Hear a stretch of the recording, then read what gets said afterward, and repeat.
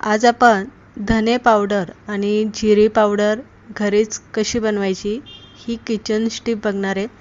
धने पावडर आणि जिरे पावडर, बडीशेप पावडर आपल्याला कोणत्या ना कोणत्या रेसिपीमध्ये आवर्जून कामा येते।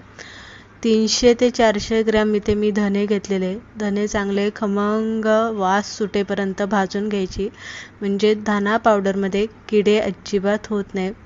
जिरी मी इथे एक वाटी घेतलेली आहे, साधारणतः 100 ते 150 ग्रॅम इतकी मी जिरी घेतली असेल।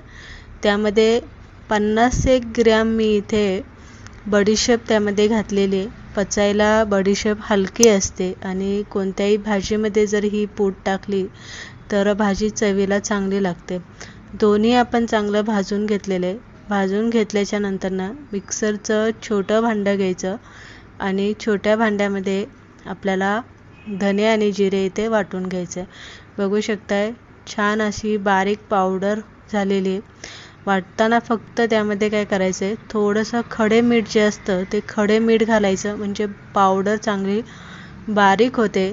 दुसरी गोष्ट म्हणजे धना पावडरमध्ये किडे अजिबात होत नाही। विकतची जर पावडर तुम्ही आणली आणि जास्त दिवस जर आपण ती ठेवली तर त्यामध्ये लगेच किडे होतात, पण जर घरीच या पद्धतीने पावडर बनवली तर किडे अजिबात होत नाही।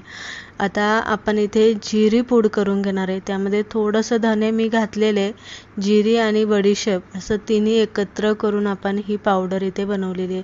आपण एखादा चाट बनवला किंवा पाणीपुरीच्या पाण्यासाठी सुद्धा तुम्ही ही पावडर वापरू शकता, किंवा कोणत्याही भाजीला मुलांच्या सुक्या डब्यासाठी देणार असाल तर त्या भाजीला, बटाट्याच्या भाजीला तुम्ही ही पूड वापरू शकता। भाजी खूप चवीला छान लागते जर तुम्ही जिरी पूड या पद्धतीने बनवून ठेवली तर भाजीसाठी उपयुक्त असते।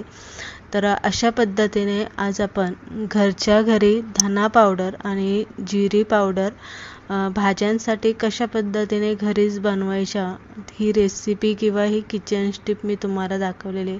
2-3 महिन्यांनी एकदा मी ह्या पावडरी बनवून ठेवते, 2-3 महिन्यासाठी। 2-3 महिने मला सहज पुरतात आणि संपल्या की परत मी अशाच पद्धतीने करत असते। सुक्या भाज्यांसाठी ना ह्या दोन्ही पावडरी खूप चांगल्या आहे आणि भाज्या चवीला सुद्धा खूप छान लागतात। तर तुम्हाला धना पावडर आणि जिरी पावडरची किचन टिप माझी कशी वाटली हे कमेंट करून सांगा। आवडली असेल तर तुमच्या मैत्रिणीमध्ये शेअर करा आणि कशी वाटली ते कमेंट करा, लाईक करा। परत एकदा अशीच किचन टिप घेऊन भेटूया, तोपर्यंत बाय बाय।